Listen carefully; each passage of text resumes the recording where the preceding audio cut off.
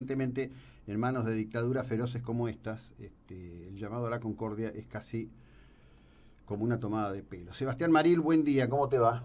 Buen día, ¿cómo estás? Bien, muy bien. Bueno, ayer la Corte tomó una de las tres opciones que tenía, que es pedir la opinión del gobierno de los Estados Unidos. Hay que decir que esta Corte no es la Corte que estaba cuando Obama era presidente, que es una Corte que tiene dos ministros designados por Trump. Y también digo, obviamente lo que interesa acá es tu análisis, pero el pensamiento de Trump y del Partido Republicano al respecto de la cuestión del sistema financiero global no es la misma que la de los demócratas, ¿no?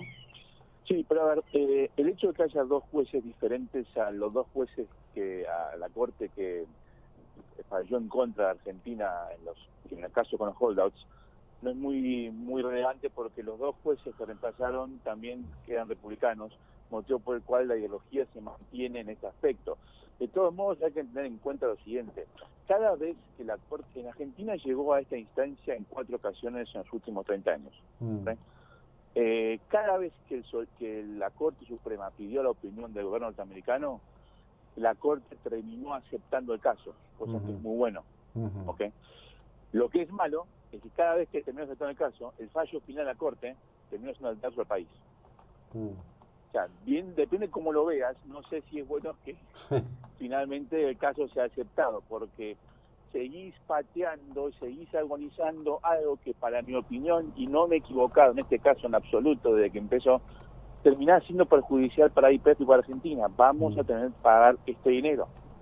A ver, en la tercera opción que vos decías, que era el pedido de la opinión del gobierno de Estados Unidos, es algo que se venía barajando hace muy tiempo y es algo que mencioné en mis columnas y en entrevistas, que era obvio que iba a pasar porque incluía un país soberano, y cada vez que se incluye un país soberano en la Corte Suprema es muy probable que la Corte pida la opinión del gobierno. Esto va a ocurrir, va a ser entre 2 y 8 meses, lo que va a tardar ese escrito, dependiendo cuánto tiempo se tome el gobierno de Estados Unidos en juntar la información y en consultar a la Casa Blanca. Pero recordemos, es un proceso largo, que está hablando de la jurisdicción ahora, no se habla ni remotamente de la Sí, sí. penalización monetaria. Eso falta mucho todavía, cosas que muchos se equivocan, y hasta que no se sepa el tema jurisdicción no se va a empezar a tratar el tema monetario. Sí, hoy en un artículo en el que se te menciona elogiosamente, el título era Alivio para Macri. Digo, no sé a quién le va a tocar pagar esto, si es que toca pagarlo, va a ser muy difícil que sea Macri, ya sea que sea reelecto o no este año, ¿no? Correcto, alivio porque no va a haber de sentencia final sobre jurisdicción hasta fácil, mira, septiembre-octubre, justo caería. Es raro que la Corte Suprema, que el abogado de los Estados Unidos, el Solicitor General, presente un escrito antes de agosto, septiembre, puede ser que lo haga. El momento que se presenta este escrito, la Corte Suprema se toma un par de semanas en evaluarlo y ahí vuelve a considerar si acepta el caso o no. Por eso digo, lo más probable es que si esto ocurre septiembre-octubre, justo en medio de la campaña presidencial, y no va a haber tiempo para que este caso impacte de lleno en la campaña. Claro. Ahora, por otro lado, yo hace ya bastante tiempo vengo siguiendo este tema, en particular a través del doctor Jorge Vitale, un abogado que ha trabajado este tema y que ha venido, es el originante de la denuncia al respecto de esta cuestión de los eskenazi, del grupo Petersen y de todo este tema en relación a YPF que tiene Ariel Lijo, ¿no?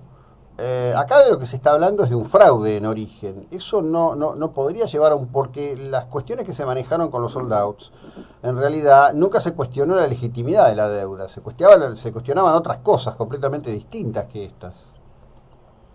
A ver, en ningún momento hasta ahora de este caso se está hablando de fraude de la privatización y posterior nacionalización de YPF. Se está dando dos temas.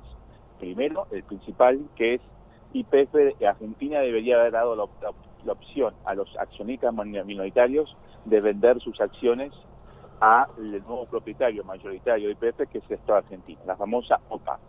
La oferta pública de adquisición. Eso es el punto principal. El punto secundario es la jurisdicción. Ahora bien, respondiendo a tu tema, este tema que decís vos del fraude va a saltar sí o sí siempre y cuando la Corte Suprema de Estados Unidos rechace el pedido argentino o falle en contra de Argentina en tema de jurisdicción. Ahí cuando comienza el proceso de juicio por daños económicos, y ahí va a haber un proceso de discovery, es un término legal en Estados Unidos, por el cual muy probablemente se empiece a investigar qué pasó con esta privatización, porque Argentina va a decir, ¿saben qué, juez? Yo no quiero pagar esto porque estas acciones fueron adquiridas de manera fraudulenta. Y ahí es cuando empieza a abrirse una lata de gusanos que este gobierno o el próximo gobierno no va a querer, o tal vez siquiera, que salga a la luz. ¿Y por qué te da la expectación que podría el gobierno de Macri no querer que salga a la luz?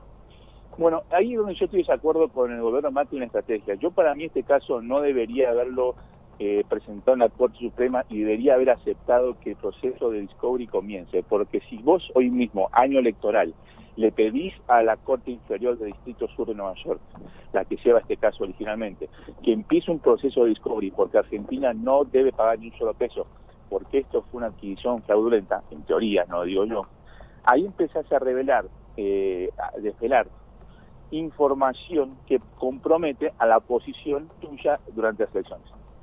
Es el caso que lleva el juez, dijo como si vos, pero trasladá este caso a las cortes norteamericanas, que son mucho más agresivas en términos de investigación y pedido de información. Si vos no presentás información correcta, verídica y en tiempo y forma, empezás a caer en la trampa de cautelares, amparos, etcétera, etcétera.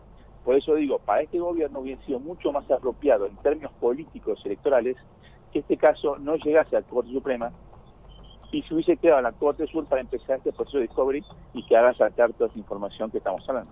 Sí, ahí yo la verdad lo que creo es que sí también falta por parte de las autoridades gubernamentales una actitud más agresiva para en definitiva establecer una ilustración al respecto de la verdadera naturaleza de lo que está ocurriendo, ¿no? Que hoy prácticamente todos los medios metropolitanos titulen alivio para el gobierno, como diciendo, bueno, había que sacar 3.000 millones del bolsillo ahora, ¿no? Le genera una gran confusión, lamentablemente. A ver, yo no quiero criticar a periodistas que me consultan y considerablemente me citan. La verdad es la siguiente, no es un alivio, porque te digo, es una agonía esto. Tarde o temprano es muy difícil que este caso termine siendo favorable a Argentina. Es muy difícil, puede pasar, las chances están. Y esto demuestra que Argentina, a este gobiernos anteriores, el mal manejo y el manejo irresponsable que tiene Argentina ante las cortes internacionales. Tenemos cerca de 5.000 millones de dólares, sin contar este caso, en juicios pendientes de resolución tanto en Estados Unidos como en Israel y cortes alemanas.